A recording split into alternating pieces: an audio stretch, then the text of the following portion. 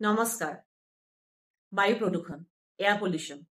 বায়ু প্ৰদূষণ হোৱাৰ বহু ধৰণৰ কাৰণ আছে। বতাহ বিভিন্ন ধৰণৰ কাৰণত প্ৰদূষিত হয়, কিন্তু তাৰ ভিতৰত এটা মুখ্য আৰু অতি ডাঙৰ কাৰণ হ'ল জীৱাশ্ম ইন্ধন দহন, ফসিল ফিউল বাৰ্নিং। জীৱাশ্ম ইন্ধন হ'ল নেচাৰেল গেছ, অইল, কয়লা। আৰু এইবোৰ ইন্ধন জীৱাশ্ম ইন্ধন এই কাৰণে কোৱা হয় কাৰণ এইবোৰ ইন্ধন জীৱ-জন্তু আৰু উদ্ভিদ লাখ লাখ বছৰ আগতে যিবোৰ জীৱ-জন্তু আৰু গছ-গছনি পৃথিৱীত মৰিছিল, সেইবোৰ মাটিৰ লগত মিহলি হৈ যি পদাৰ্থ হৈছিল, সেইবোৰেই হ'ল এই জীৱাশ্ম ইন্ধন। আৰু এইবোৰ জ্বলালে অতি বেয়া গেছ উৎপন্ন হয়। কাৰ্বন ডাই অক্সাইড, সালফাৰ ডাই অক্সাইড, নাইট্ৰজেন অক্সাইড, এইবোৰ গেছ নেচাৰেল গেছ, কয়লা আৰু অইলৰ পৰা উৎপন্ন হয়।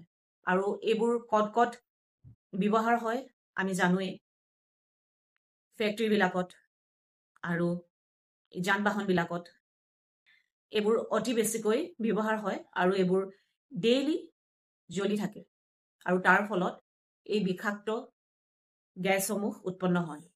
কাৰ্বন ডাই অক্সাইড গছে লয় আৰু আমি মানুহে জীৱ-জন্তুৱে লওঁ অক্সিজেন।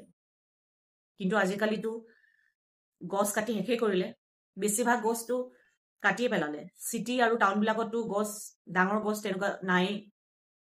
সেইবাবে আজিৰ এই অৱস্থা হৈছে।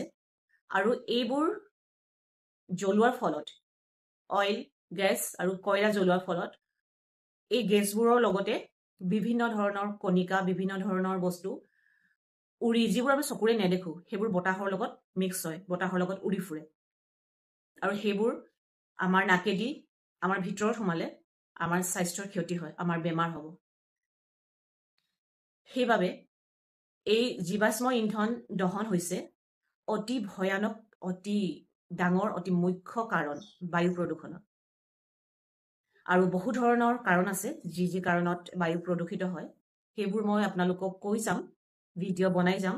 আপোনালোকে মোৰ ভিডিঅ'বোৰ চাই ভাল পালে আৰু অলপ হ'লেও আপোনালোকৰ সহায় হ'লে মোৰ ভিডিঅ'বোৰ শ্বেয়াৰ কৰি দিব, লাইক কৰিব আৰু কমেণ্ট কৰিব। মই কমেণ্টবোৰ পঢ়িম আৰু ৰিপ্লাইও কৰিম। Thank U.